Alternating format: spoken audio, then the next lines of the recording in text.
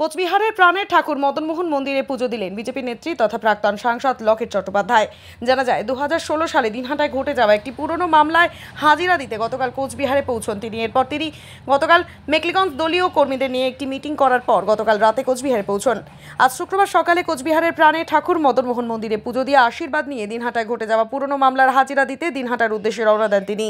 এদিন তিনি সাংবাদিকদের মুখোমুখি হয়ে জানান, 2016 সালের পুরনো মামলার হাজিরা দিতে কোচবিহারে এসেছি। তিনি অভিযোগ করে বলেন, সবই তৃণমূলের লোকেরা গন্ডগোল করে, অথচ আমাদের দলের লোকেদের বিভিন্ন মামলা করেন।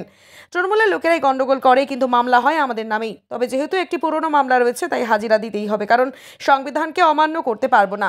এদিন তিনি আরও কি জানালেন শুনে নেওয়া যাক। কি বলবেন বিষয়টা? মামলা একটা বিষয় আপনার নামে 2016-তে হয়েছিল আমাদের, মানে এটা কি বলবো, তৃণমূলের যেরমভাবে চলে তারা নিজেরাই লুটপাট করে, নিজেরাই বিজেপির ওপরে আক্রমণ করে এবং সেই আমাদের ওপরেই আক্রমণ, আবার আমাদের ওপরেই কেস থাকে। 2016 থেকে চলছে।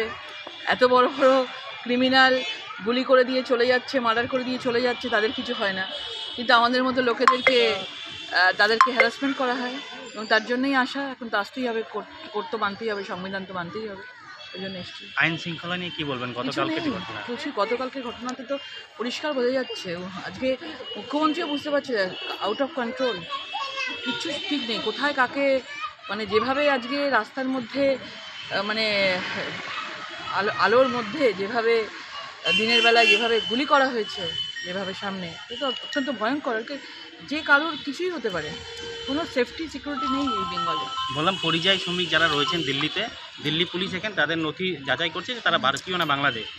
তা নিয়েই দেখা গেলো যে গতকালকে মুখ্যমন্ত্রী এখানকার এসপি ও ডিএমকে মূলত বকা দিলেন যে দিল্লি পুলিশ কিভাবে এখানে আসতে পারে, মানে অন্য রাজ্যের পুলিশ এখানে কিভাবে, অন্য রাজ্যের পুলিশ এখানে এসে ধরে ফেলছে না বাংলাদেশিদেরকে, যে কীভাবে ডেরা তারা বেঁধেছে এবং কীভাবে তাদেরকে সাহায্য করা হচ্ছে এখানে ভোট করবার জন্য। বাইরে থেকে রোহিঙ্গারা এসে এখানে তাদেরকে জাল ভোটার আইডি কার্ড তৈরি করে দেওয়া হচ্ছে। এখান থেকে তারা দিল্লি বিভিন্ন ভারতবর্ষের ভেতরে ঢুকে পড়ছে এই চিকেন নেক দিয়ে, এবং বাইরের থেকে আসাম পুলিশ এসে ধরছে, দিল্লি পুলিশ এসে ধরছে, বেঙ্গল পুলিশ কিছু দেখতে পাচ্ছে না, অন্ধ থাকছে তারা।